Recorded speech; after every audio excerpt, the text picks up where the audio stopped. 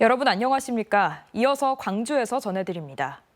광주시와 전라남도, 전북특별자치도가 호남권 메가시티 경제동맹을 결성하기로 뜻을 모았습니다.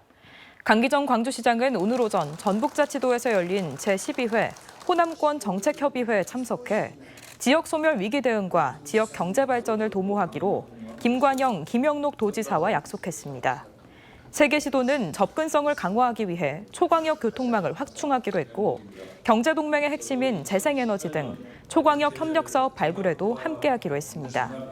호남권 정책협의회는 지난 2017년 이후 중단됐다 7년 만에 열렸고 각 지역의 테크노파크 등을 중심으로 구체적인 실행 방안을 논의하기로 했습니다. 광주시 인공지능 사업 1단계가 올해 마무리되지만 사업 2단계는 바로 이어지지 못하고 지연될 것으로 보입니다. 광주시는 예비 타당성 면제를 준비하다가 예타를 받는 것으로 결정하는 과정에서 시간을 소요했다며 지난달 기획재정부에 예타 조사를 신청했다고 밝혔습니다. 하지만 대상으로 선정돼도 조사 기간이 9개월가량 될 것으로 예상돼 사업 지연은 불가피하게 됐습니다. 광주시 인공지능 사업 2단계는 5년 단위 사업으로 사업비 6천억 원을 들여 AI 실증용 건물 등 실증밸리를 조성하게 됩니다. 여순 사건 진상규명과 희생자 명예회복을 위한 민주당 차원의 특별위원회가 공식 출범했습니다. 전남 동북권 국회의원 5명과 유족단체 대표 등 10명으로 구성된 특위는 오늘 국회에서 출범식을 갖고 현 정권의 역사 왜곡에 강력하게 맞서며 철저한 진상조사와 제대로 된 명예회복을 위해 최선을 다하겠다고 밝혔습니다. 특위는 출범식에 이어 1차 회의를 갖고 진상조사 기간 연장 등이 포함된 여순 사건 특별법 개정안을 신속히 마련한 뒤 당론 채택을 추진하기로 의결했습니다.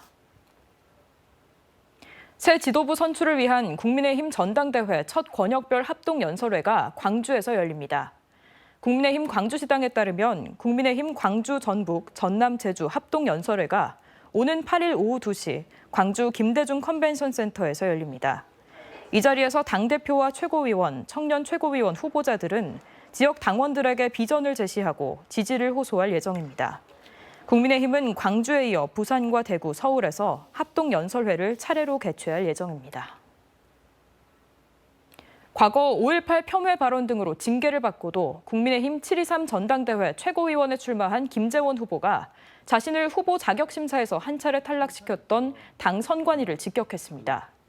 김 후보는 오늘 유튜브 채널 김어준의 겸손은 힘들다 뉴스공장에 출연해 국민의힘 전당대회 선관위가 당초 김 후보의 최고위원 출마 부적격 결정을 내린 이유를 묻는 질문에 당 선관위는 후보의 컷오프를 결정할 권한이 없다며 권한도 없는 당 선관위가 이를 벌였다 스스로 취소한 것이라고 말했습니다.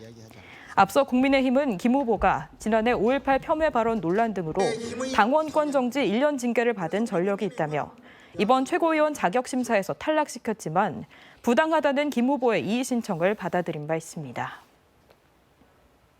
골프장에서 경기 보조원을 추행한 80대 전직 은행장이 벌금형을 선고받았습니다.